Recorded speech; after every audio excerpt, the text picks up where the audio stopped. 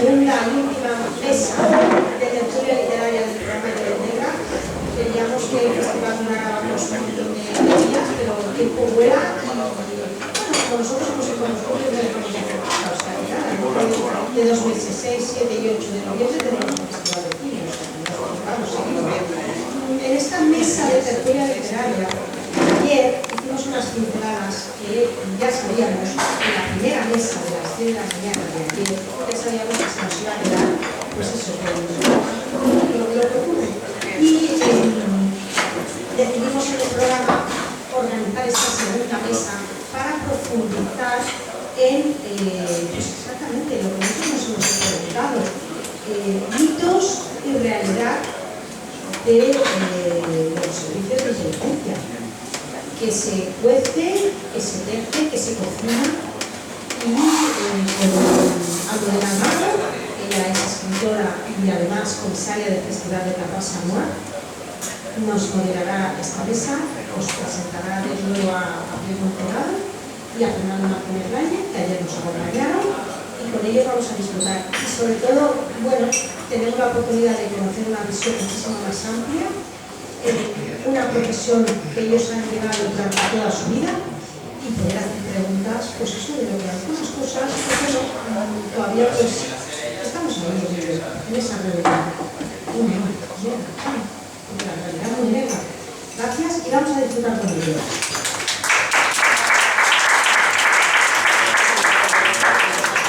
Gracias, Angelique. ¿Me oye? Pues bueno, Angelique, total, que hace como 2 semanas me envió un mensaje de voz que creo que además iba comandando con el coche de moderas, con el coche que sí, Jesús, moderas la mesa de las 12. O sea, ni de qué era, pero yo veo la leyenda negra de los servicios de inteligencia, que yo lo máximo que sé es que he visto casi todas las películas de James Bond y que sé que pertenece al MI6 de los servicios secretos del Reino Unido, y encima leo quién estaba en la mesa. Bueno, había todas unas amigas, lo anulé todo. Digo, no quedó para cenar, o sea, yo todo lo tengo que preparar porque puedo hacer el ridículo. Oye, que parece que pero algo he aprendido bastante, porque claro, estaba con todos los señores y tenía que estar a la altura de ellos, porque son latinos, claro.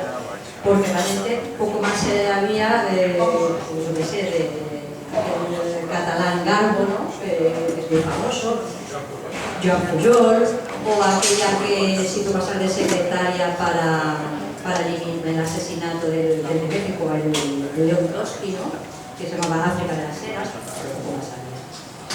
Total, los voy a presentar, pero como yo me imagino que dentro de la realidad de la ficción, las leyendas, yo quiero hacer un test con vosotros, ¿vale? Antes de pasar a las preguntas, porque lo que quiero saber es realmente si han caído en esos bulos o no, ¿vale?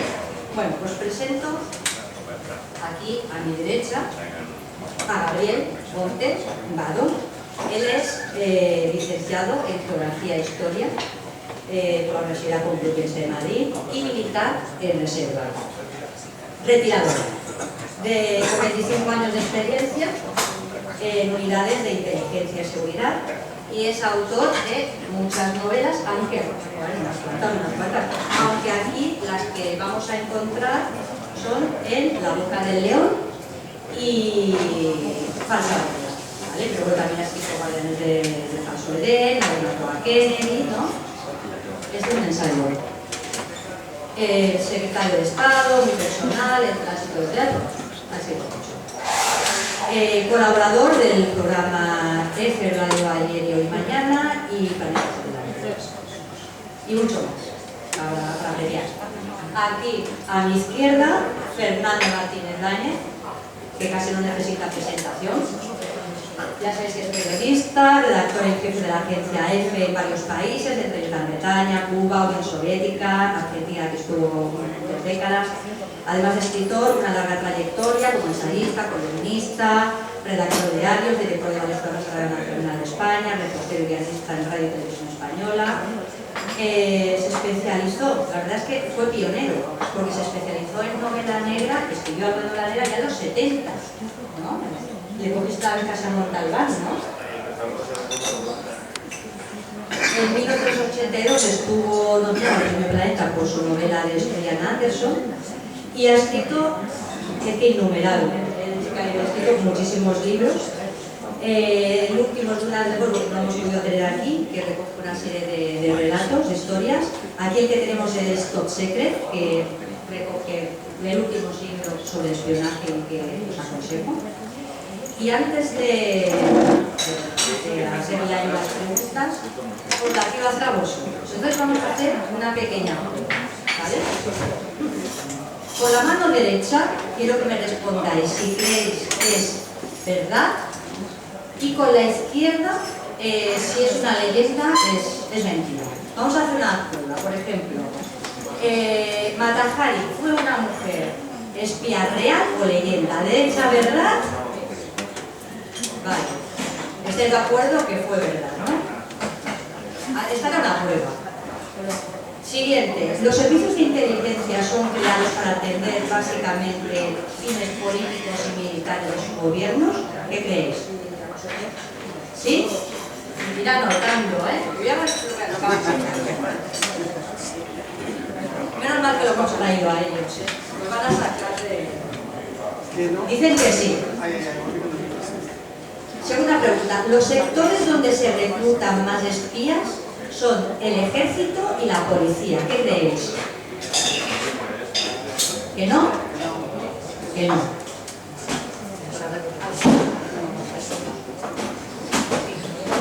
Tercera, los servicios de inteligencia español nunca han conseguido ser referente en comparación con otros países. O sea, señor López, ¿qué? ¿Verdad o mentira? A ver, aquí hay división. ¿Qué es lo que gana? ¿Han sido verdad o mentira? ¿Han sido referente o no? Sí. No lo han sido, ¿no? El señor López no. Bueno, último test y luego nos van a responder. Ya que aquí habemos tantas escritoras y escritores, Cervantes y Quevedo, ¿os suena que hayan colaborado y han sido espías? ¿Sí o no? ¿Sí?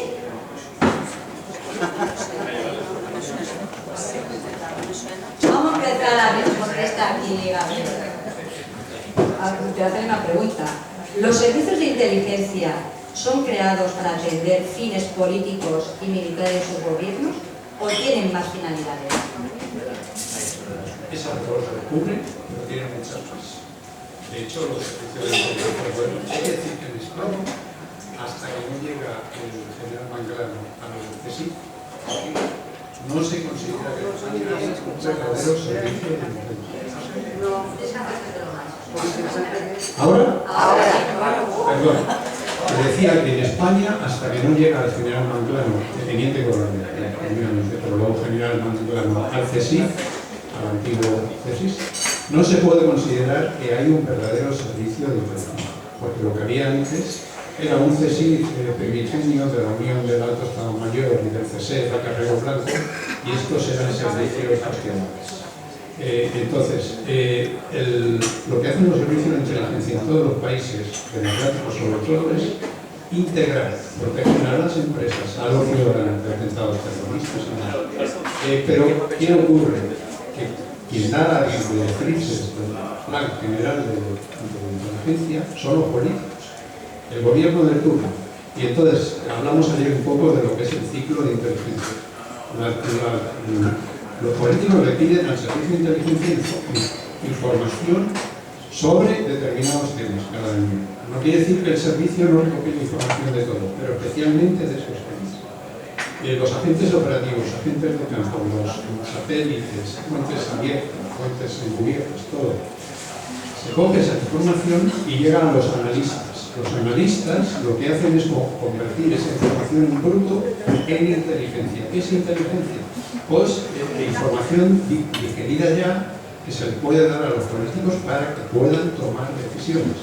O sea, que un poco depende de lo que quiera el gobierno de turno, pero automáticamente, si se le diga nada al gobierno de turno, los servicios de inteligencia protegen a las empresas fundamentales del país, que tienen tecnología, no solo defensa de cualquier tipo, protegen la economía del país, protegen a los ciudadanos de atentados. No nos hemos enterado de la cantidad de atentados terroristas que se producen, muchos. O sea, sí, hay parte, hay de política, hay de sistema y tal, pero es mucho, mucho más complejo. Lo que pasa es que no nos enteramos de todo.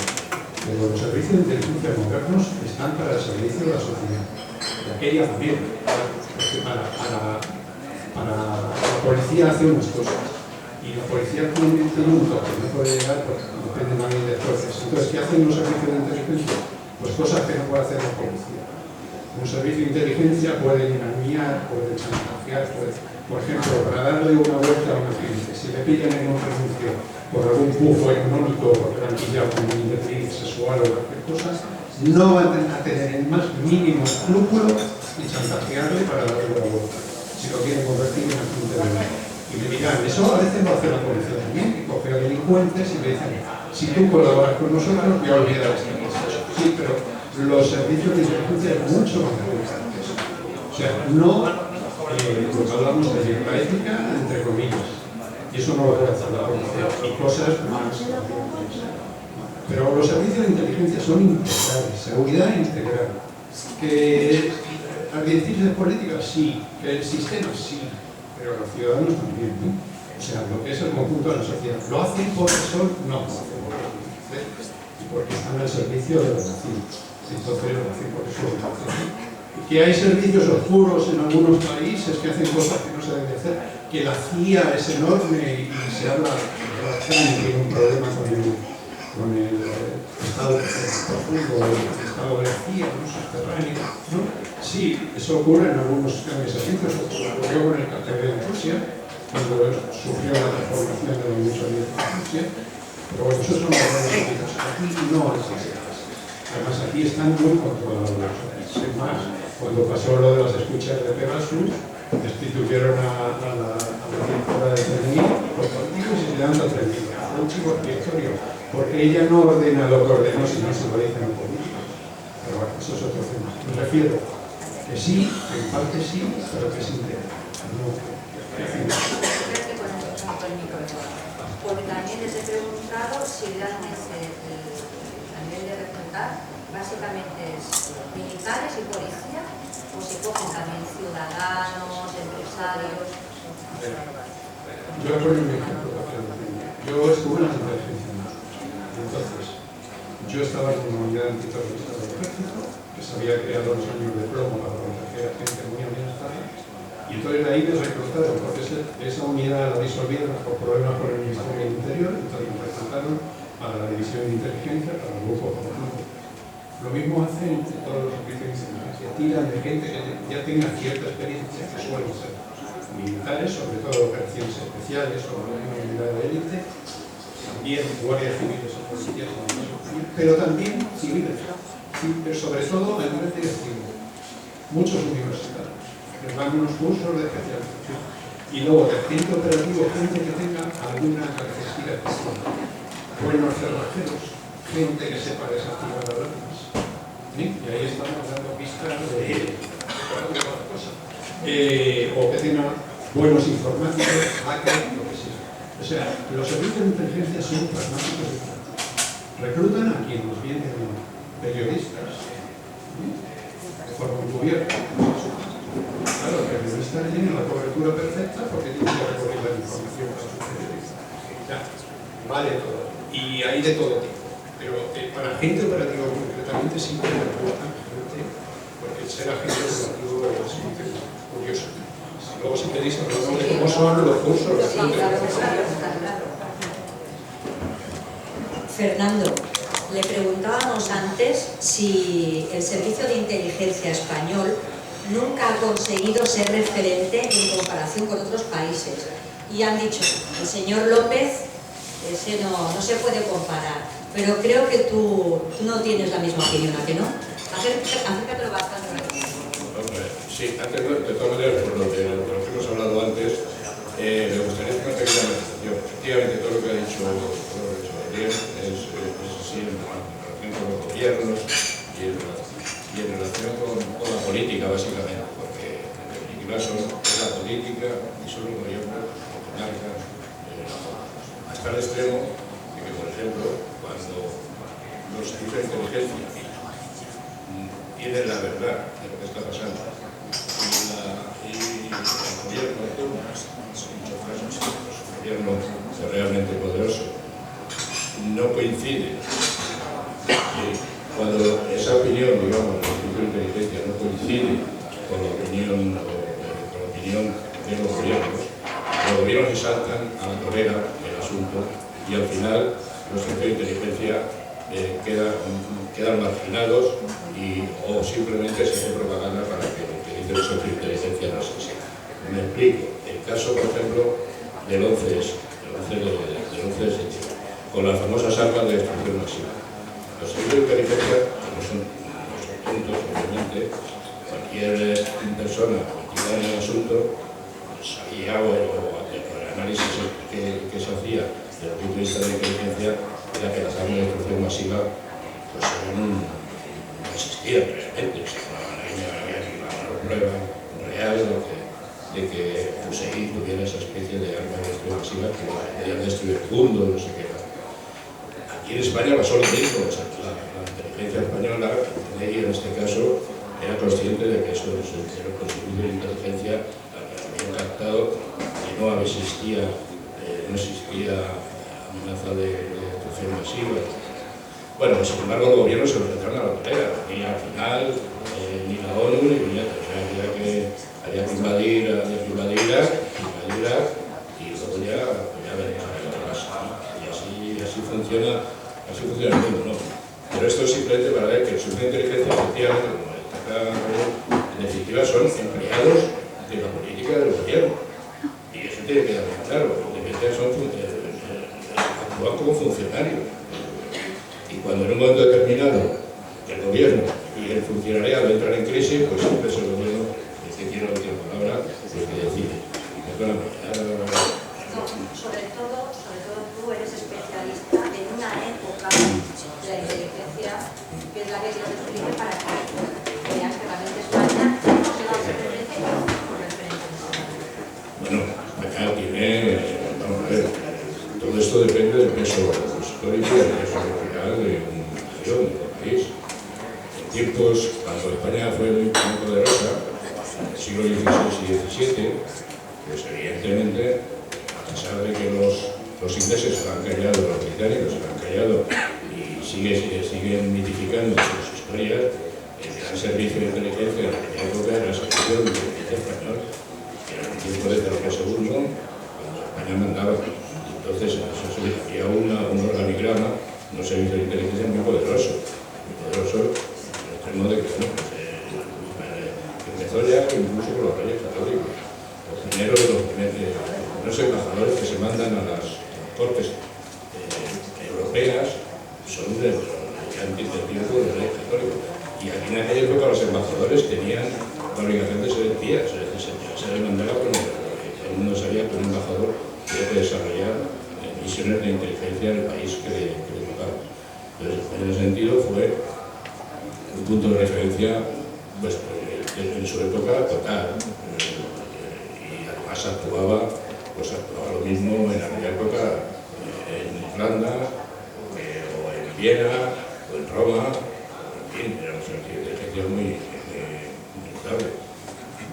Luego, para referirnos ya a épocas pasadas, pues claro, a medida que la importancia, el peso político, el peso real, digamos, del militar de España, pues, en decadencia, pero cayendo, nuestros servicios ya no dejaron de ser esos puntos de referencia. Sin embargo, he de decir que por mi experiencia, que no soy este señor, sino no soy simplemente hablo de mi experiencia. Bueno, yo me puedo de salud con él. Entonces, bueno, pues sí, tengo que decir que el CNI llegó a ser, por lo menos en una época que yo conocí cercana, llegó a ser un punto de referencia, por ejemplo, en Hispanoamérica. En Hispanoamérica, sí, de aquella época, sí tenían realmente mucha información, mucha inteligencia sobre asuntos hispanoamericanos. Lo que pasa es que eso luego no se ha sabido quizás reflejar bien, porque al final lo que podría haber sido pues, una especie de fórmula pues, hispana, pues parece ser que no se ha llegado a un puerto, y eso yo creo que ha afectado también bastante. Y luego ya pues yo creo que esto es como en el ranking este, ya pues entran los servicios de inteligencia mejores, son los servicios de inteligencia con más influencia y que más poder que en el mundo. Y en ese sentido, bueno, pues los grandes servicios de inteligencia que marcan la pauta en el mundo, pues son los servicios de inteligencia que marcan la pauta en todos los orden militar, en el orden político, en el orden estratégico, las potencias. Empezando por Estados Unidos y terminando, no sé, que era por China, por ejemplo, un servicio de inteligencia que prácticamente no existía hace 100 años y ahora es un gran servicio de inteligencia. Y el servicio de inteligencia chino pues, es muy bueno. Por lo menos puede actuar en un peso real en cualquier parte del mundo. Así que bueno, pues claro, eso está bien. Tanto tienes, tanto vales. Es que no hay más regla. Total, que al final llegamos a la conclusión que James Bond está basado en Mr. López, o sea que, ¿no? Amigo Gabriel, Falsa Bandera, yo creo que ha sido tu libro que ha provocado como más entrevistas, ¿no? Ha sido como, ¿no? Porque claro, no es para menos, porque Falsa Bandera, aunque es ficción, hay una base histórica muy interesante que está muy presente en la historia de España, que es el golpe de Estado del 23 de febrero. Entonces, ya han pasado muchos años, Gabriel. Aquí en Petit Comité tampoco somos tanto y si hace falta cortar el vídeo, se lo decimos a Miquel, no hace falta. En ese libro que vamos a encontrar, ¿qué nos puedes explicar que a lo mejor no se sepa fuera? Hasta donde puedas. No, sí, en el libro ya lo digo bien clarito. Vamos a ver. Lo que nos han contado del 23F no es verdad, en mi opinión. O sea, por mi experiencia en los servicios de inteligencia he hablado con gente. Yo en esa época no estaba en el servicio de inteligencia. Entonces he hablado con gente y ahora los contactos que tenía me han permitido hablar con gente ya de una edad, pero que sí estaban en el ajo, por llamarlo de alguna manera, en aquellos momentos. Lo que pasa es que esta gente no quiere ni que le mencionaran, ni quieren líos de ningún tipo, pues son gente ya mayor, que no quieren. Y entonces podía haber escrito un ensayo, pero al no poder arreglar mis fuentes, he tenido que escribir una novela. Entonces, tú en ficción, pues nadie te puede acusar de nada. En un relato de ficción puedes poner lo que quieras. Sin embargo, yo solo digo que puede, que en este libro estén las claves del 23F. Y las claves son que por encima de lo que nos han contado de la operación normal del 23F, había una operación superior que no conocía mucha gente, y por eso la novela se llama Falsa Bandera. Una operación de falsa bandera, que son los que quieren confundir, que dicen, mire usted para allá, pero no quite la mirada, mire fijamente para allá, cuando tenía que mirar para abajo. Entonces, de ahí viene. La novela tiene varias partes. Tiene una primera parte que se llama Un infiltrado caído del cielo, que es una persona, un militar que se introduce en los grupos paramilitares de la extrema derecha, y ahí se habla cómo actúan los servicios de inteligencia en estos casos. Luego tiene otra parte que es un instructor ejemplar, que es esta persona que ya se ha infiltrado, cómo instruye a un grupo militar de la extrema derecha. Curioso, ¿no? Ahí es la parte un poco técnica. Luego tenemos el golpe, la parte del golpe, que ahí explico cómo fue el golpe, en mi opinión, en la realidad, basado en lo que me ha contado esta gente y lo que yo ya sabía. Y una parte final que es más de novela negra, que se llama Ajustes de cuentas, que es mucha acción y más de novela negra. Pura imaginación, toda hay imaginación, tope de la novela. Y esas son las partes que tiene, pero que ya digo que es probable que a un tanto por ciento muy alto estén las claves del 23F. Y ahí lo dejas, ¿no? No sé si habrá más ejemplares, pero lo tienen en Amazon, en la Casa del Libro. Ahora, digo, sí.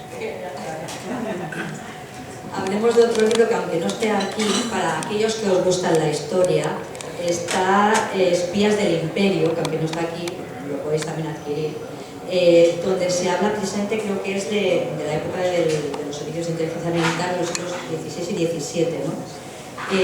Yo me pregunto, ¿cómo España, que llegó a ser un imperio, que tuvo tantas colonias, eso lo has estudiado, fue precisamente un fracaso de los servicios de inteligencia militar?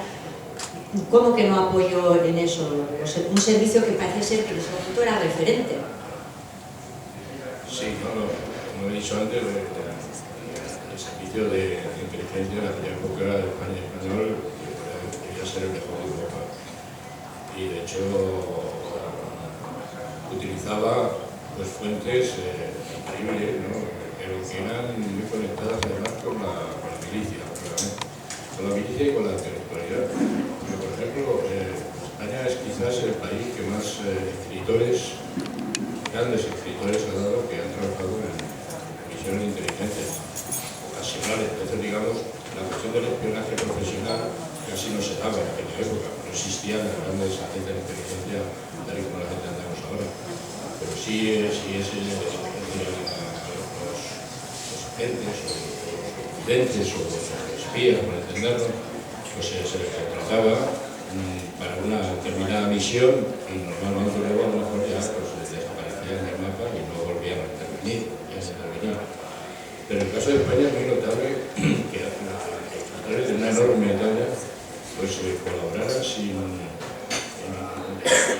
la mayoría de los casos prácticamente sin lograr, ¿verdad? Prácticamente casi por patriotismo o porque esa era la situación creían que se lo exigía, porque convencimiento de que estaban defendiendo la causa. Que estamos hablando de gente como Garcilaso, estamos hablando de Garcilaso de la Vega, estamos hablando de gente como Francisco de Quevedo, estamos hablando de gente como Miguel de Cervantes, Alonso de Ercilla, estamos hablando de gente como Calderón de la Barca, que es increíble.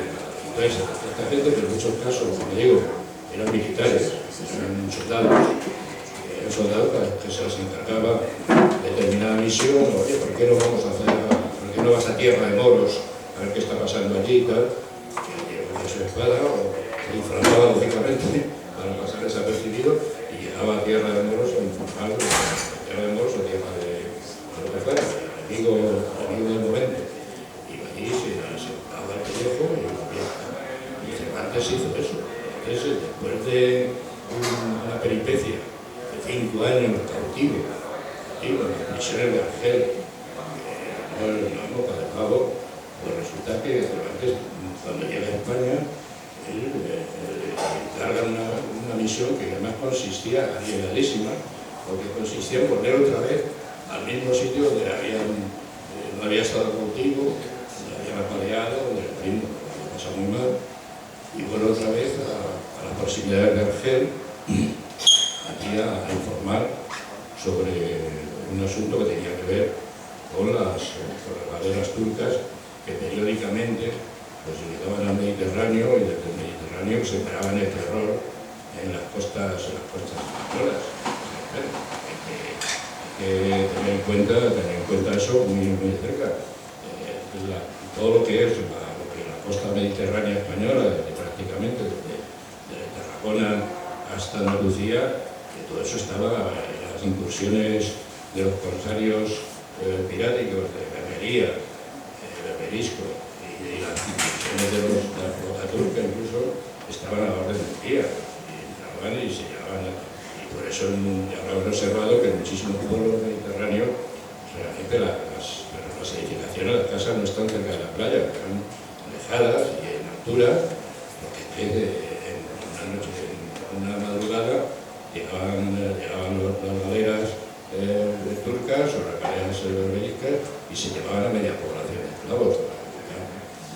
Entonces, bueno, pues todo esto, como digo, es lo que hace que el personaje como Cervantes, pues en un momento determinado, desempeñaran un papel histórico por lo que consideraban pura obligación. A Cervantes le pagaron una cantidad pequeña, muy pequeña, y por eso sabemos que fue espía, porque quedó constancia en un papel en el que firmó, donde se le daban 50 escudos para ir a misiones, no sé qué, tal, un eufemismo y tal, para decir que tenía que ir a una misión secreta.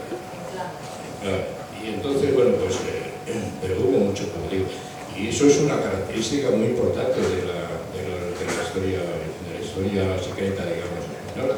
Pero se echaron a dormir, en ningún momento se echaron a dormir porque empezó el imperio a... Bueno, por no es algo que he dicho antes, cuando España, cuando la potencia, digamos, del imperio empieza a decaer, pues lógicamente empieza a decaer un poco. Bueno, es que en un momento determinado pues ya deja de tener importancia en determinados temas que antes eran importantes, por lo que digamos se pagaba, porque todo en la información en aquella época, como ahora, pues se pagaba, y se pagaba bien a los auténticos informantes, ¿no? Los auténticos espías profesionales. Bueno, entonces quiero decirte que no es que en un momento determinado fuéramos tontos y dejáramos de informar, sino que lógicamente un país que deja de tener importancia en muchos aspectos, pues lógicamente empiezan otras naciones que son más relevantes, empiezan a tomar el relevo, digamos, ¿no? Y eso fue lo que ha pasado. Muchas gracias. Gabriel, justamente cuando hacemos festivales de novela negra, pues muchos escritores son policías, mossos, etc. Y siempre el comentario es de que a veces se sienten frustrados porque pueden llegar hasta cierto nivel, incluso a veces casi les han prohibido utilizar el arma, casi ni le pueden tocar a los delincuentes.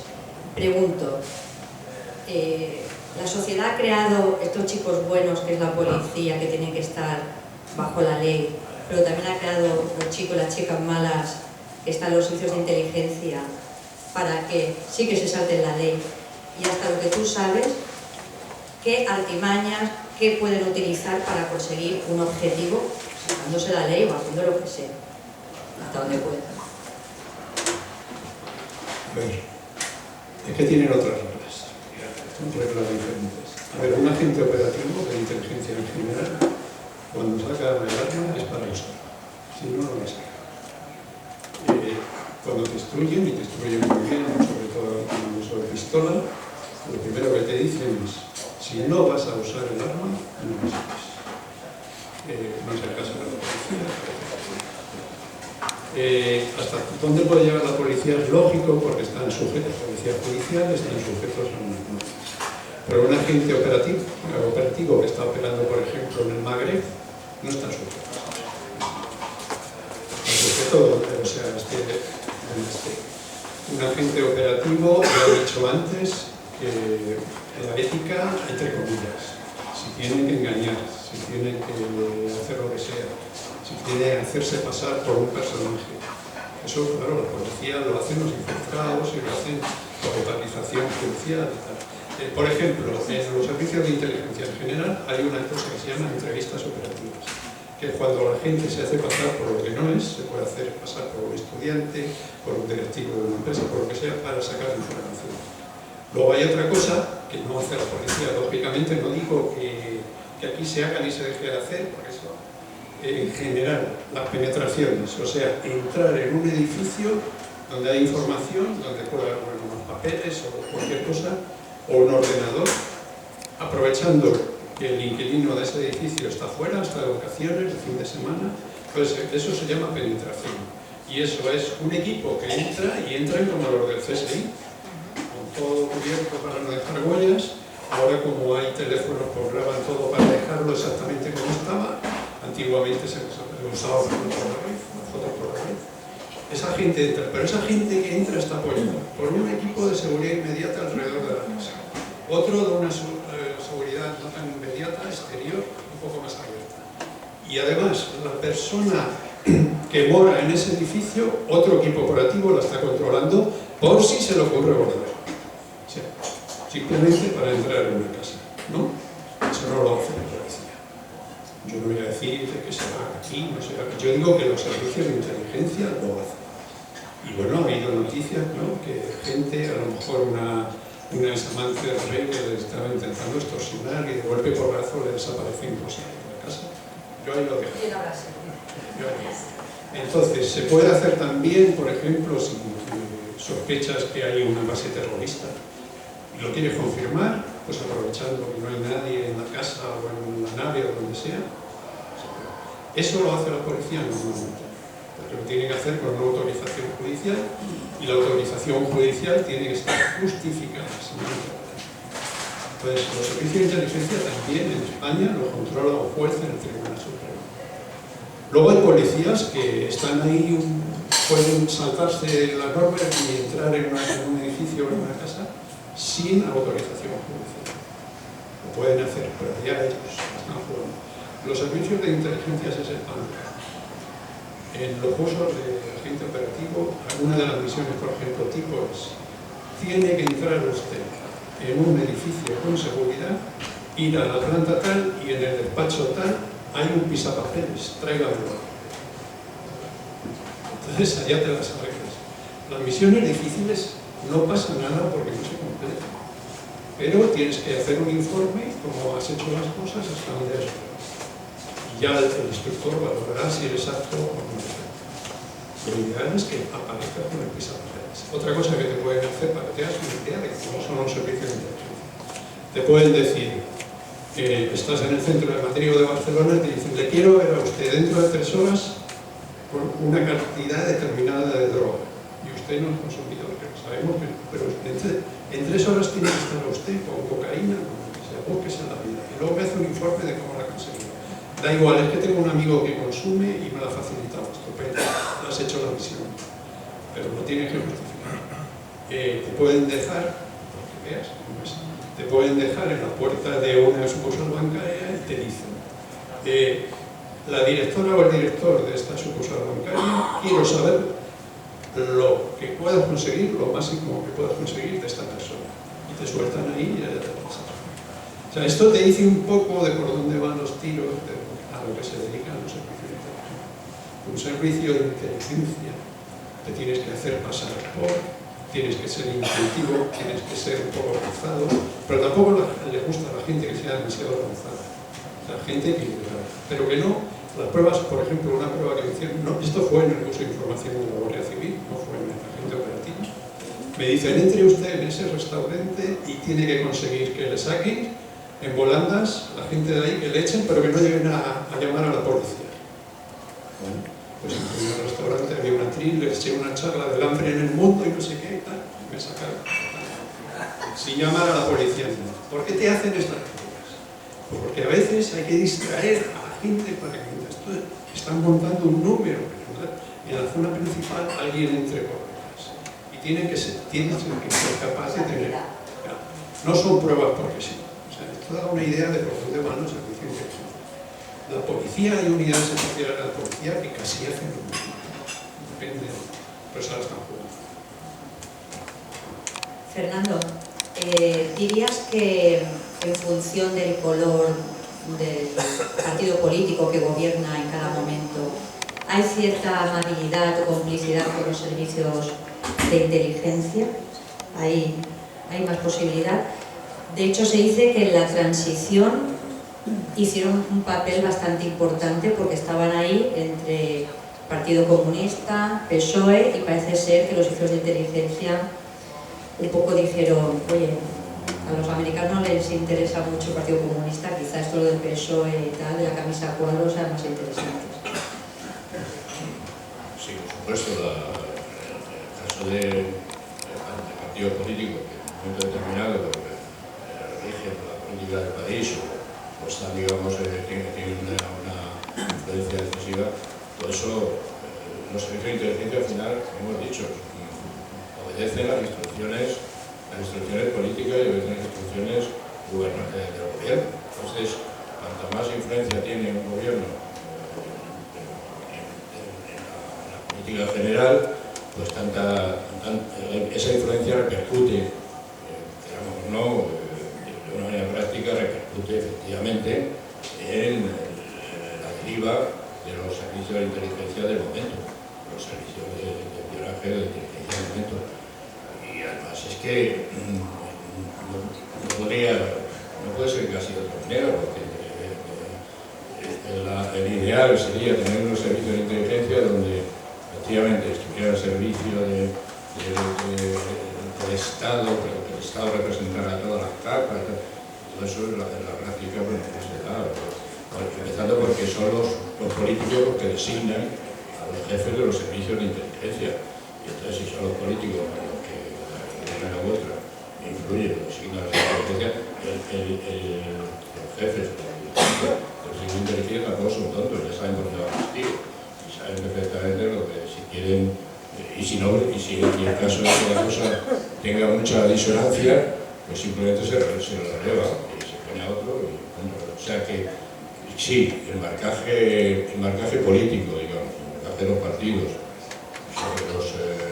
sobre los servicios de inteligencia en la práctica, pues claro, en teoría, pues, en la película no, en la práctica sí, en la práctica efectivamente pues, la influencia de los partidos políticos pueden influenciar, es decir, de hecho, excesivamente el rumbo de la investigación, de los servicios de inteligencia y sobre todo del enfoque, digamos, que se le quiere dar para apuntalar determinadas facetas que se consideran importantes y otras que no menos, y otras que se consideran menos.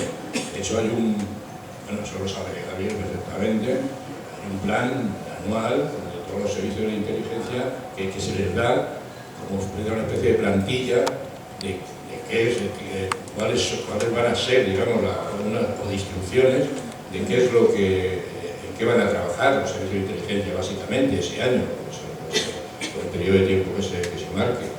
Y entonces esa especie de esas instrucciones, ese plan que se da, es un plan político. Deben tener más importancia determinados aspectos vinculados, por ejemplo, con eso, contra el terrorismo, con el yihadismo, con el caso, por ejemplo, de la banda ETA, cuando ETA estaba en su apogeo, en fin, o si llegara el caso, pues cuestiones incluso vinculadas a la política interior, ya que esto que se ha mencionado, por ejemplo, de determinada señora que ponía en peligro la estabilidad del Estado, porque resulta que se acostaba con el rey. Bueno, pues eso, los servicios mejores en ese momento, eso es importantísimo, es inteligencia. O sea que sí, que los partidos políticos influyen mucho y eso tiene que ver con la actuación de los propios agentes de inteligencia. Porque no olvidemos, como lo he dicho primero, la inteligencia es una actividad grupal, es una actividad, los servicios no actúan individualmente, actúan normalmente en grupo y actúan coordinados y no hay, por eso los personajes públicos son una absoluta, no tienen sentido, ¿no? O sea, tienen que actuar agrupados y en coordinación con otros agentes, con otros grupos, que son los que en definitiva marcan la pauta. Entonces la gente no actúa por su cuenta. A partir de ahí, pues lo que sí podemos decir es que esa actuación, a veces, en muchas ocasiones, yo creo que puede chocar con la propia conciencia individual de cada uno. En un momento determinado se piensa que no está de acuerdo con la política que se está haciendo, que no está de acuerdo con esa especie de dedicación que se quiere hacer para determinados temas, incidir en determinados temas y obviar otros. Ahí ya viene digamos, lo que llaman la conflictividad moral de cada cual, que en muchas ocasiones pues, prevalece siempre en llegar a fin de mes y poder pagar poder pagar las hipotecas. Entonces, bueno, pues al final, seguramente muchos, imagino, muchos funcionarios dedicados a la inteligencia que a lo mejor no están muy de acuerdo con lo que se está haciendo por las directrices del partido de turno como tal, y sin embargo, insisto, prevalece siempre llegar a fin de mes, que en definitiva es el arma más secreta que existe, porque llegar a fin de mes y poder pagar las deudas y tal es lo más eficaz que existe. Y sí, así que bueno, pues eso... Yo creo que lo mismo que le pasa a la policía, seguro. Por eso es muy importante la labor del director del servicio, que pare algunas cosas estas, todo lo que pueda, y luego los agentes a lo mejor actúan con más entusiasmo en algunas cosas. Ya que tienes el micrófono, tenemos aquí también En la boca del lobo, que es otra del león. Mira, él me ha dado con lo del lobo, ¿eh? Se lo he dicho varias veces, pero cambia el lobo. En la boca del león.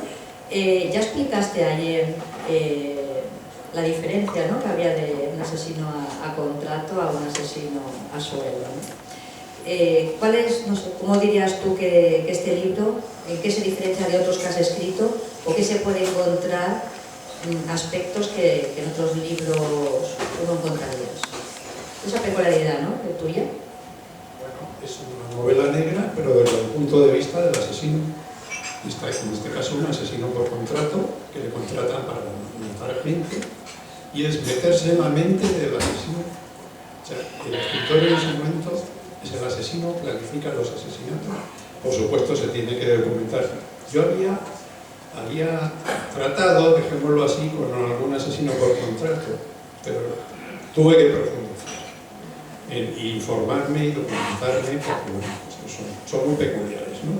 Esto no los encuentras en la deep web, no los encuentras así, con páginas muy exclusivas que tienes que entrar con las contraseñas especiales y te puedes poner en contacto con ellos. Y luego, claro, los contactos que tienen también son muy especiales. Esta gente es, pues, tipo como la novela Chacal de Frederick Forsyth, que la recomiendo oficialmente. Pues esta gente es así, o sea, son el nivel superior del asesinato, son caros, pero también los objetivos que les puedes dar pues son objetivos difíciles, que un delincuente. Y este es el caso, un asesino por contrato, además que sale en mi primera novela, quedó ahí pendiente y me quise probar el reto de meterme en la mente de un asesino. Lo cual no es fácil, pero bueno, creo que más o menos lo conseguí. Porque en el fondo todos tenemos ahí nuestro lado. Top Secret es el libro que tenemos aquí de Fernando, todo un siglo de espionaje.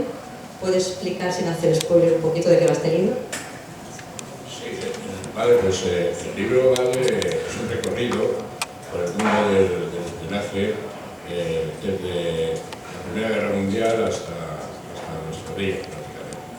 Entonces, bueno, es que ese mundo ha cambiado muchísimo. Ha habido la transformación, claro, las transformaciones de signo tecnológico, de signo industrial, incluso de signo social, pues se ha experimentado, imagínense.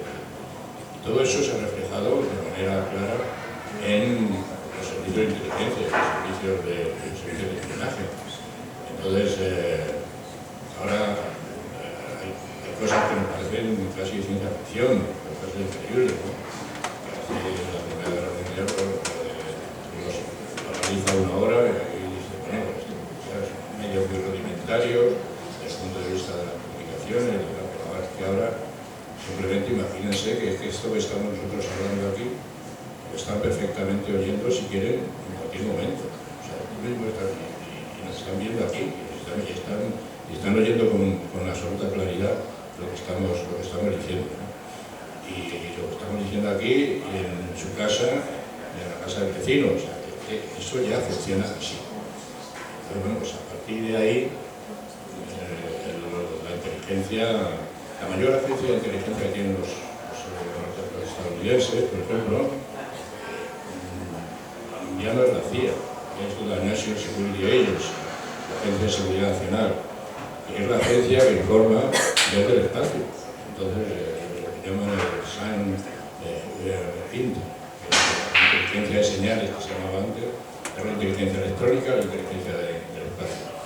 Y esa es la inteligencia más importante, el servicio de inteligencia más importante que tienen los Estados Unidos en este momento.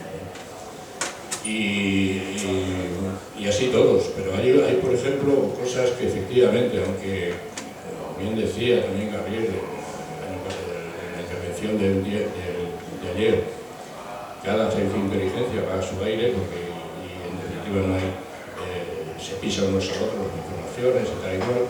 Lo que sí está claro es que hay como si dijéramos un conglomerado de inteligencia muy vinculado a la atmósfera, precisamente porque ese servicio de inteligencia que digo vinculado a la atmosfera, los famosos 5 están ahí metidos, pues Estados Unidos, está metido Gran Bretaña, está metido el Reino Unido, está metido Canadá, está metido Australia y está metido Nueva Zelanda. Es decir, todos países de habla inglesa, más o menos, digamos, primos hermanos desde el punto de vista histórico y social. Y esta es la gente que está constantemente vigilando todo lo que se hace en el mundo. Pero cuando digo todo, y además casi minuto a minuto. Entonces, bueno, pues por eso digo que está claro que la atmósfera en ese sentido pues tiene un gran poder, son digamos los vigilantes del espacio mundial. Y ahí también el rebote que hay de otras naciones que ya quieren también, que piensan que eso es un monopolio demasiado fuerte y que hay que ir también, quieren reparto, digamos, y que no haya, digamos, simplemente un solo observador o un solo ojo que esté vigilando todo. Y esa es la pugna que creo que en el fondo se está ventilando con muchos servicios de inteligencia importantes, como pueden ser, por ejemplo, los servicios de inteligencia rusos, chinos, incluso indios, en Europa. Si Europa existiera como un ente único, pues podría tener esa especie también de importancia, pero realmente Europa, ¿qué es Europa? Todavía no está muy claro qué es Europa, ¿no? Son una serie de países que tenemos ahí, me estoy diciendo desde el punto de vista militar, y no existe una política europea común, no existe un ejército común. Entonces, bueno, ahí está claro que donde van todos o vamos todos a remolque, y es esta especie de engorfea, el ojo este mágico de la entonces, y esto, bueno, pues esto es la realidad del momento. Por eso digo que es sensato de lo que fue la Primera Guerra Mundial, donde todavía existían los telefonillos esos que había que arrastrarse allí con un cable para poder comunicar, para que el capitán o el coronel pudiera comunicarse con el teniente o con el soldado de turno.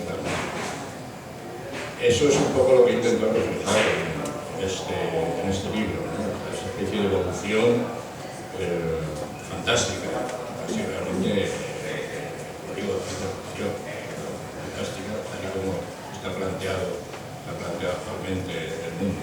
Pues top secret, ya lo sabes, luego lo puedes saber editar. Pero vamos, que fundamentalmente la información viene ahora de arriba, básicamente, desde el punto de vista de la gran potencia.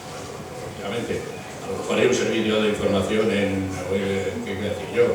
En un país como Venezuela, como Nicaragua, como Brasil, donde tiene mucha importancia, naturalmente, la inteligencia, pero ya más aplicada a cuestiones, yo diría, domésticas y a cuestiones, digamos, de geopolítica. Porque en la geopolítica está claro que los pesos pesados están ahí, son los que son. Pues ahora vamos a hablar de reclutamiento, que seguro que os interesa cómo reclutan, cómo son las pruebas y tal. Pero antes de hablar de reclutamiento, los voy a poner un poco aquí en un momento musical. A ver, de aquí del público, antes de hablar de reclutamiento, tú que los tienes aquí enfrente, dime a quién reclutarías como espía y por qué. Y tú, Fernando, también. Mirando aquí en el público, ¿a quién cogerías de espía y por qué? Depende de la misión. Cada uno sería apto, depende de la misión. Yo ya quedo para entrar, infiltrarme en un centro de la tercera edad. Yo ya no voy a ir a una discoteca a ver qué... No, pero me deja algún No, es que es muy difícil, eso no es tan sencillo. Claro, es que... Hoy cojo papelera y cosas que... Yo que esta señora la veo Sí, perfectamente. sí, sí, sí. Lo que hay que tener desparpajo, hay que tener... Mira. Contenerse también a veces. A la directora del banco. Tener cierta forma física, aunque sea la edad, ¿no? Pero tener, claro. Yo reitero para disipar dudas de algunos, Sí. yo no soy Manolo. Yo no soy Manolo. Bueno, eso es importante, saber... Bueno, vamos a ver, esto, el reclutamiento es complicado. O sea, hay unas pruebas previas, donde se ponen pruebas de este tipo, lo de la droga, para ver cómo reaccionas. Si te arredras y tal, y dices, uy, ¿qué tengo que conseguir? Bueno, está fuera del curso. Otra cosa, si te pillan en alguna la policía y dices que esto lo estás haciendo porque estás haciendo un curso, está fuera. Si te pilla la policía haciendo algo de esto, tienes que aguantar ahí al pie del cañón, lo que te venga, y ya llamarás por llame, y a lo mejor también estás fuera del curso porque no te tenía que haber pillado. Pero lo mismo no, depende. Se hacen pruebas, se mira el expediente, por supuesto.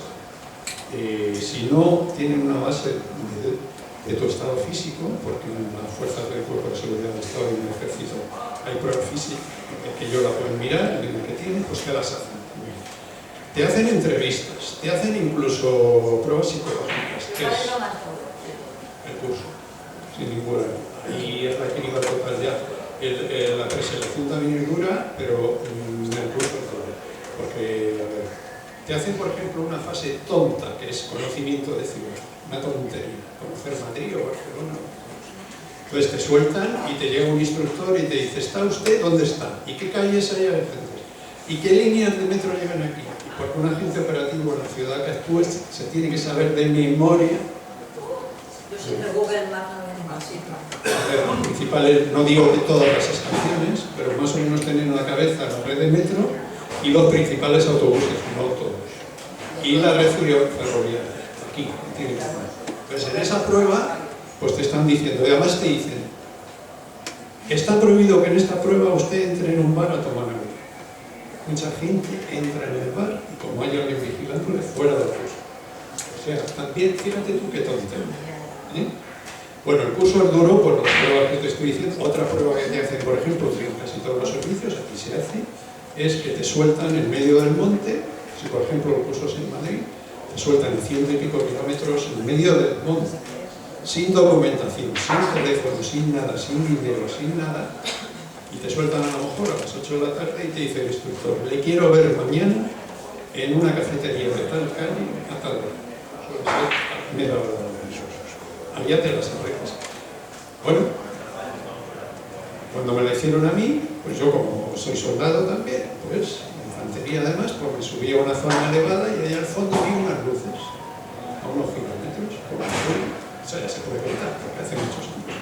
Entonces vi y era una zona, ¿vale? Pero sin dinero, sin documentación, sin teléfono, sin nada. Entonces un amable camionero que iba de dirección a Madrid, le conté que mi novia se había enfadado conmigo, se había ido con el coche, me había dejado ahí sin la bolsa, sin las cosas, hay que tener inicio. Y claro, él dijo, ¡jo, qué malos son las mujeres! Te voy a llevar a Madrid, estupendo. Pero es que eso luego a lo largo del curso te lo van poniendo, incluso te dejan tirado por ahí, y te mandan a la Guardia Civil a que te identifique y te detenga y a ver cómo reacciona. Como digas que estás en un curso, está fuera. Hay sitios como la COSAF y otros que también te sacuden aquí. Aquí es psicológico. Pero hay cursos de COSAF donde te ponen. Y tienes que aguantar. Y aquí en el ejército de otros, hasta hace poco había cursos de operaciones especiales, bueno, también te dan. Ya no sé qué. Pero bueno, que son pruebas y luego psicológicas. Si por ejemplo te tienen una noche sin dormir, y a la siguiente noche te ponen enfrente de un edificio y te dicen: ¿vela usted esa ventana del segundo piso? Quiero que me diga cuándo se encienden las luces durante esta noche y se apagan. No has dormido la noche anterior. Entonces tienes que primero buscar una cobertura para bien eso y me llama la atención, que no llamen a la policía, y luego ahí hay un señor del servicio, que es un instructor, que te pone el despertador y a las 2 de la mañana enciende la luz, la vuelve a apagar y se vuelve a dormir. Todo abajo, 2 y 5 encendida. El cabroncete que está ahí congelado, a las 4 vuelve a sonar su despertador, vuelve a encender la luz y como se deja la luna, muertos. Esas son pruebas para ver tu resistencia. Son tonterías, pero no lo son. Todo eso almacena luego por varios meses. También pruebas de otro tipo, de resistencia física, también hay algunos te enseñan protección de personas, otros no, depende aquí, hay sitios donde te enseñan. Yo tengo el curso de protección de personas de la Guardia Civil, he sido instructor de pública, te puedo decir que es bueno. Ahora, si un tío como yo lo pasé, no lo pasé. Yo soy una...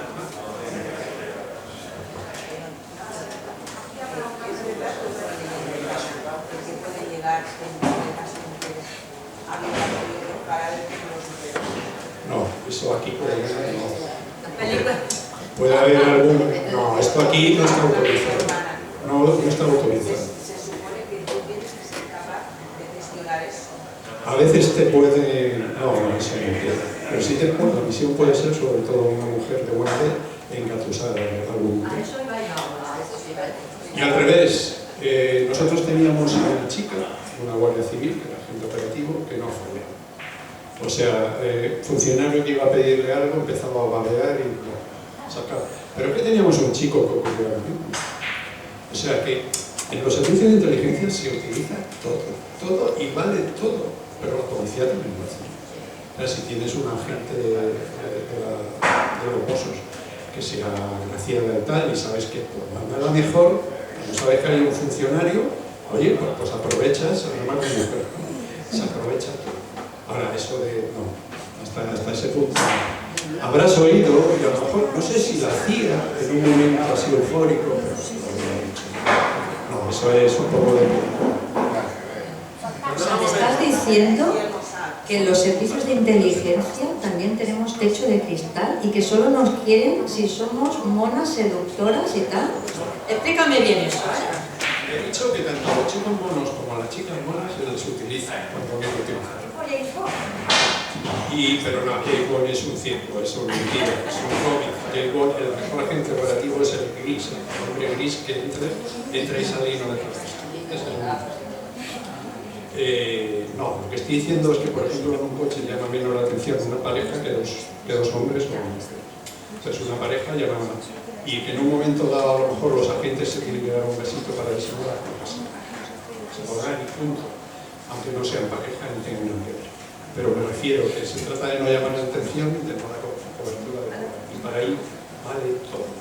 Y vale todo, ¿sabes? Si es que no, esto que estoy diciendo es la realidad. O sea, un chico guapo se le acerca a una funcionaria y tal, y lo va a tratar mejor. Encima un chico que tiene labia y que tiene...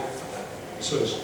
Pues eso es utiliza sin ningún problema. Mira, a Mordella, uno que reveló los secretos atómicos de Israel, estaba en un país anglosajón y una chica del Mossad, guapísima, lo embaucó para que fuera a Roma.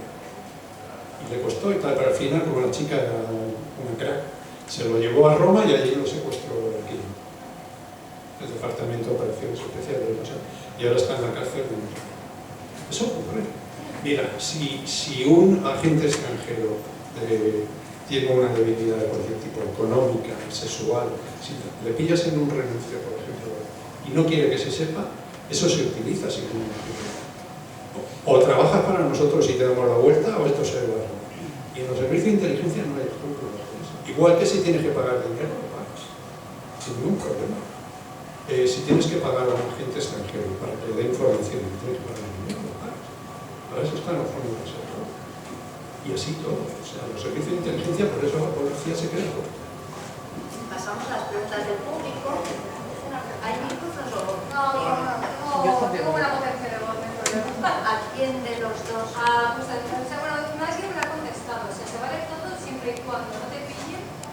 Y no digas nada de que estás en un curso ni nada. O sea, todas las armas que tú tengas, aunque sean muy macabras, puedes utilizarlas siempre y cuando no seas tu objetivo, dentro de lo que cabe.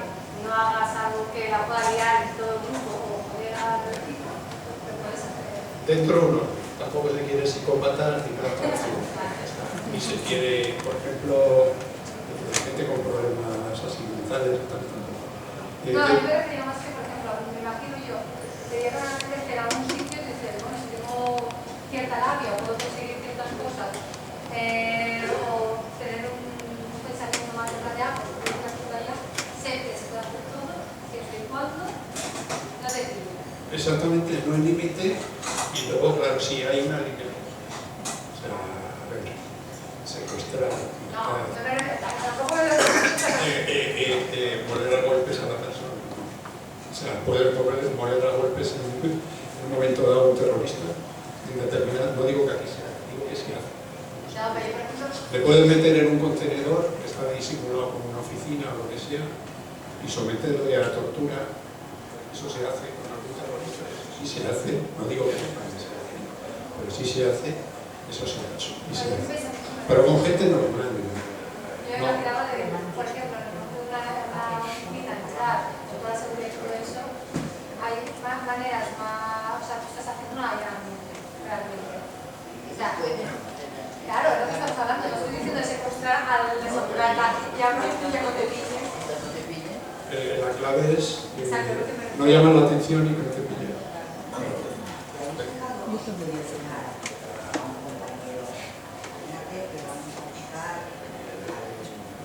Exacto.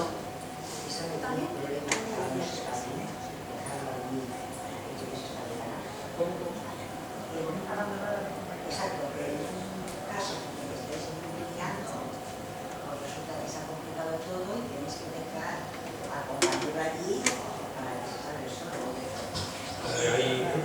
Hay compañerismo y, como ha dicho Fernando, se actúa en equipo.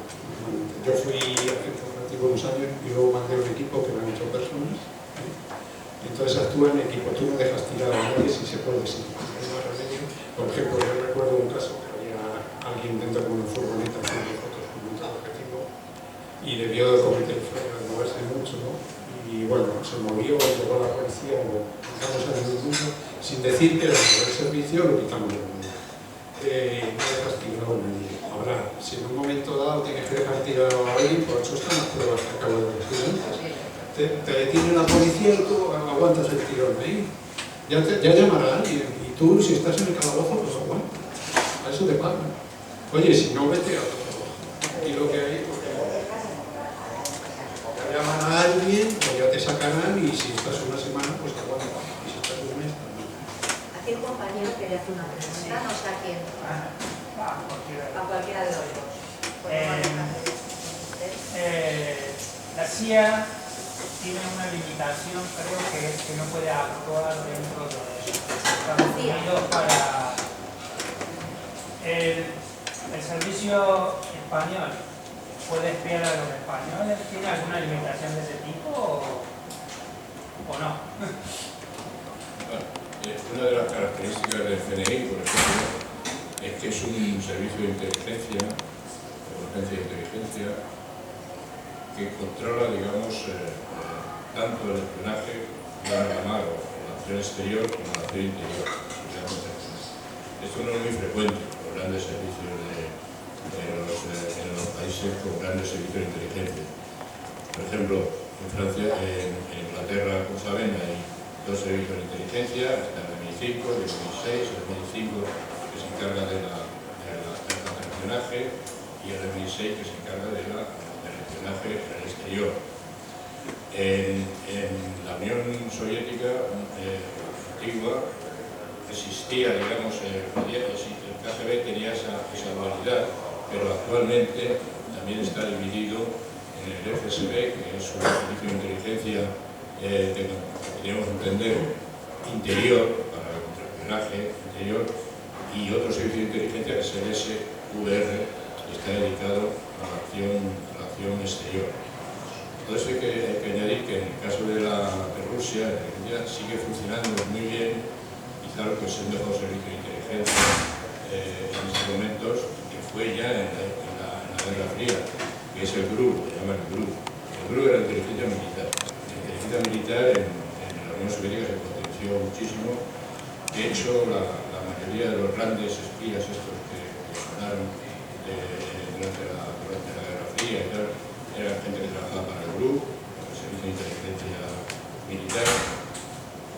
Y luego, bueno, en el caso de Estados Unidos, pues ya saben, está la CIA por un lado, el FBI, que se encarga del contraespionaje, por otro, y está además, que hemos citado antes, la Agencia Nacional de Seguridad, que es la agencia de electrónica, que vigila todo.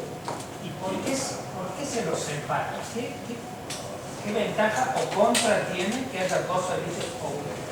Pues yo creo que básicamente por cuestiones de eficacia organizativa y de eficacia, digamos, de actuación. Pero ahí está claro, por ejemplo, que en el caso del CNI, una de las cuestiones que suscitan debate y que seguramente pues, se está estudiando a alto nivel, es que a lo mejor pues, interesa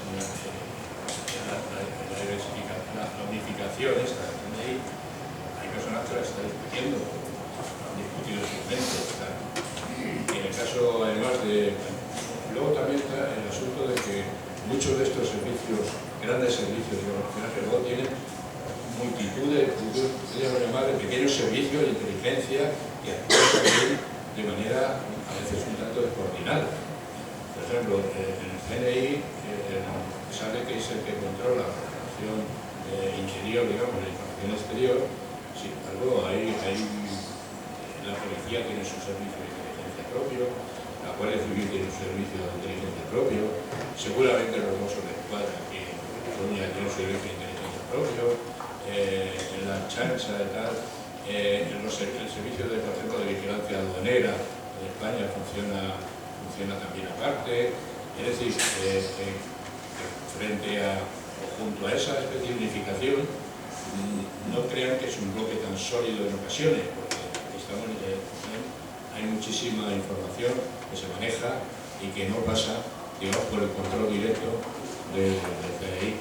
Aunque el CNI tiene facultades, creo yo, creo que tiene facultades en un momento determinado para intervenir, pero de hecho son servicios muy diferentes. En el caso, por ejemplo, de la lucha antiterrorista, pues se pisaron la manguera a veces los servicios con bastante frecuencia por pura rivalidad muchas veces personal, en el sentido de como reticencia a compartir la información entre uno y otro. Sí. No es mejor que esté coordinado.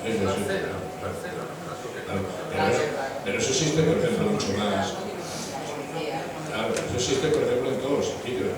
El FBI y la CIA muchas veces no se pueden creer.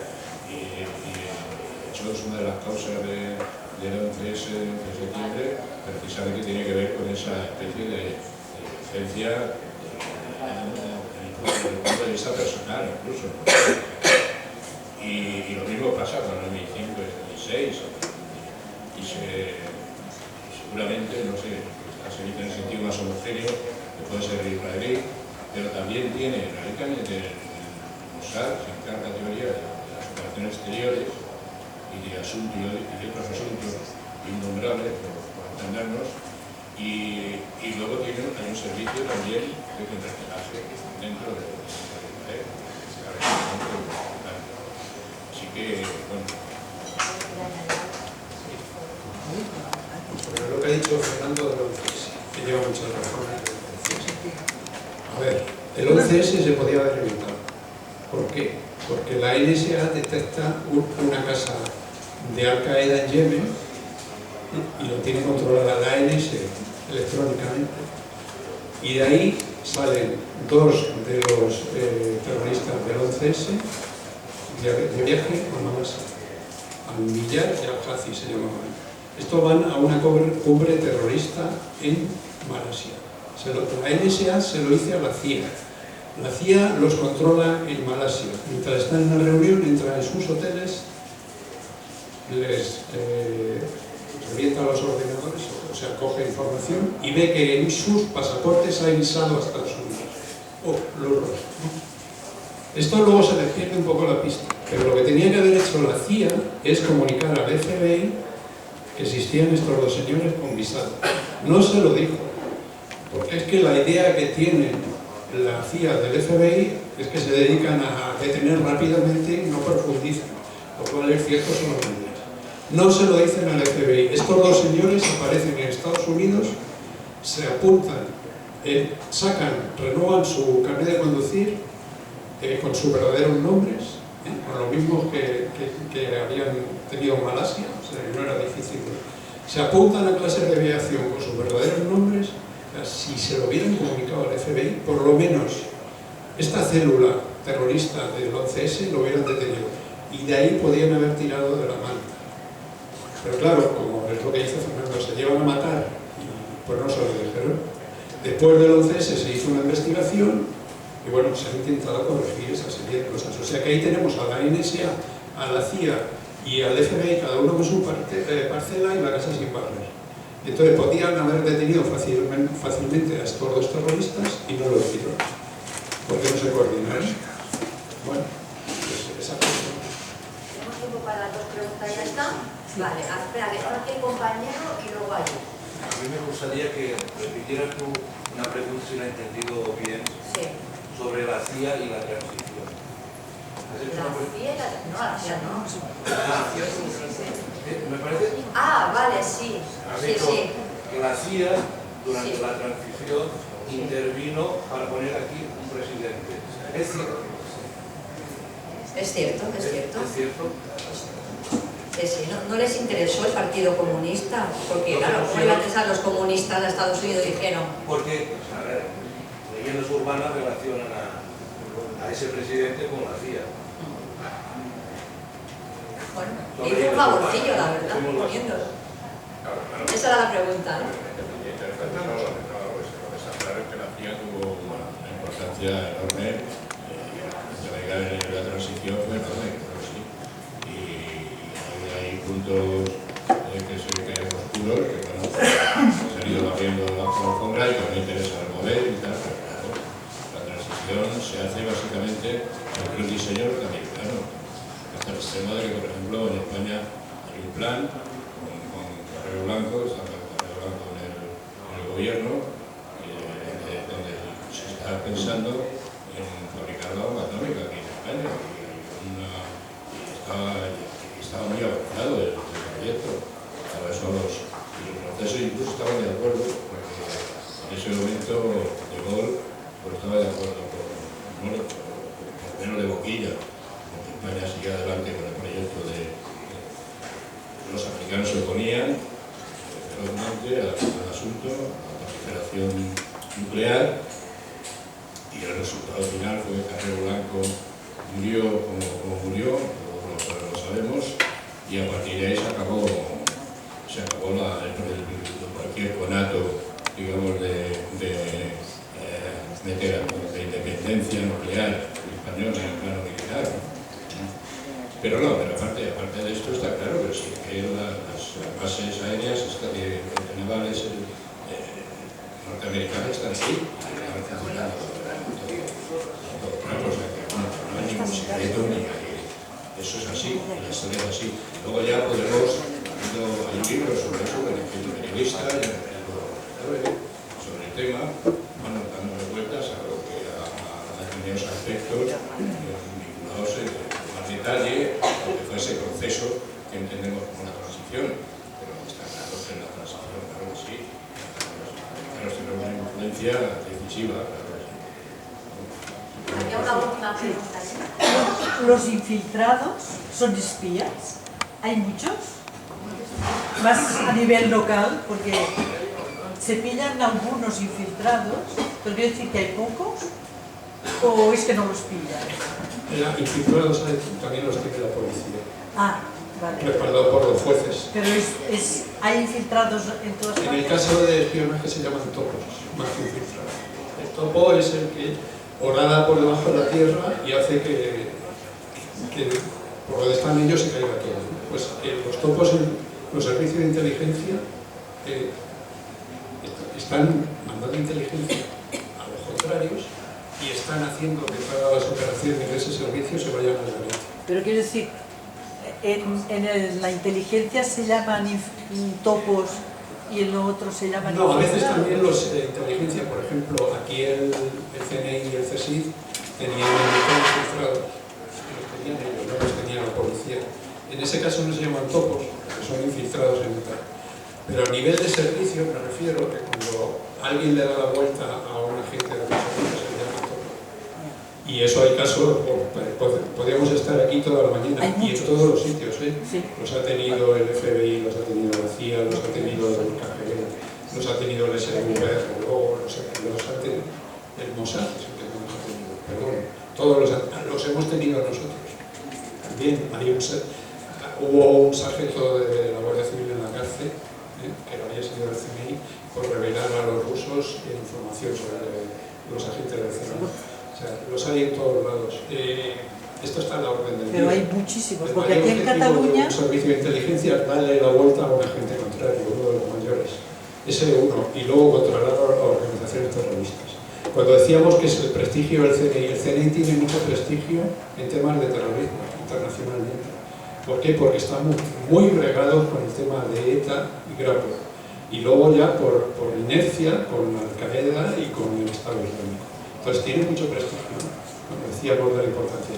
A ver, pero el nivel de los servicios lo da el dinero y los medios. Y aquí lo que tenemos es lo que tenemos.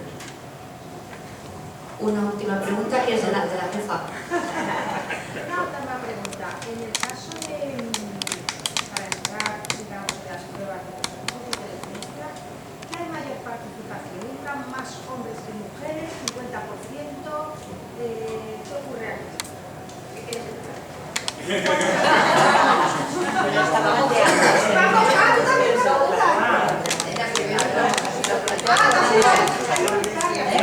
¿Van a buscar o uno se puede postular? Ya me infiltra también. Las dos cosas. Hay una web del CNI donde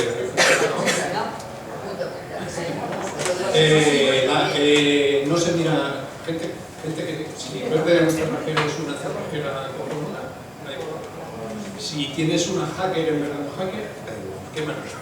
Agentes operativos conviene tener un poco de todo. Las misiones varían. Entonces, mira, yo hacía la defensa personal, que se me pega hace un poco, y a mí me han calentado chicas. Hay algunas guerreras, vamos, que sacuden.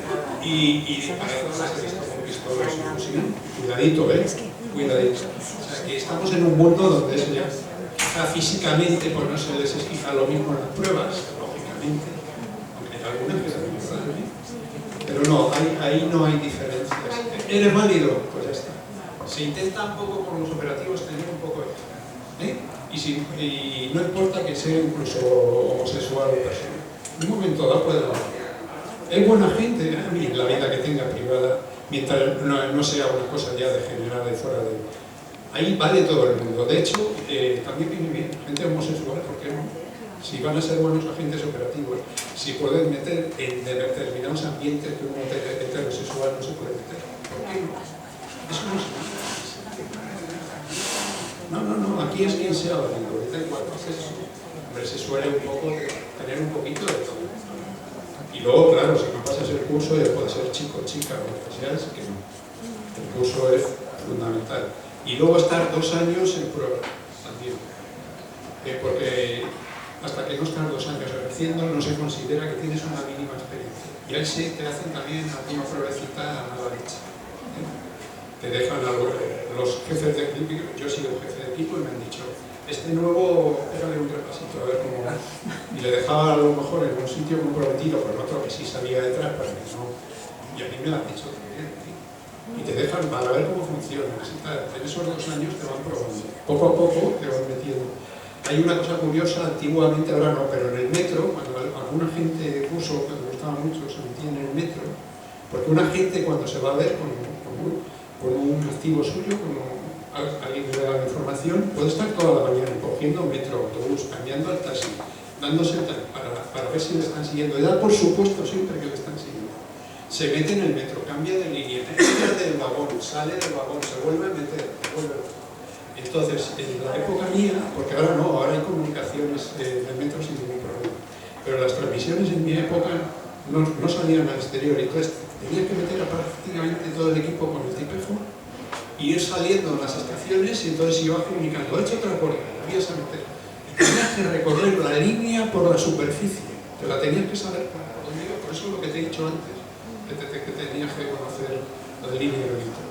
La vía te va siguiendo por la superficie y vas recogiendo las que salías, metías a otros, pero también muy bonito. Luego seguir a un autobús, eso sí que fue. Pero el metro era de los. Ahora es un poquito mejor, porque ya hay comunicaciones de móviles en el metro y entonces hay una gente que estaba, puede decir. Y ahora es normal hablar en el metro o en cualquier lado al teléfono. En mi época no. En mi época si te ponías a hablar a los otros, te está mal la cabeza. Me pasó una vez, de novato una vez, sale el objetivo que era un terrorista y me puse nervioso y empiezo a decir que sale por tal puerta y tal, todo esto en lenguaje completo, no hablamos en claro. Ahí sale por tal puerta y tal, era al lado del centro comercial. Me di cuenta que había una madre con una hija con bolsas de compra mirándome con una cara. Como diciendo que está loco. Y hay que ser discreto, tienes que guardar un poco, vas aprendiendo un poco. O sea, es primero pruebas selectivas, el curso, y luego 2 años de prueba, que también te pueden echar. Bueno, ¿nos despedimos ya? Pues gracias a los invitados.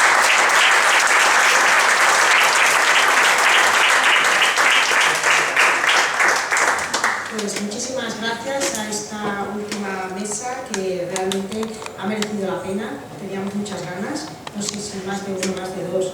Estamos pensándolo, pero creo que es bastante duro. Os esperamos el festival 6, 7 y 8 de noviembre, que abrimos el Festival de Cine Lloret Negra. Agradeceros de nuevo todo este fin de semana, agradecer a este hotel maravilloso, San Vilas, por su hospitalidad, por su calor, por todo lo que nos han ofrecido, y agradecer a nuestros patrocinadores, Cultura, Ayuntamiento, FITEL, en fin. Como digo yo siempre, la pequeña criatura de Lloret Negra cada día es más fuerte, más grande y también, sobre todo, gracias al equipo que lo hacemos. A Montserrat, Jorge, Joaquín,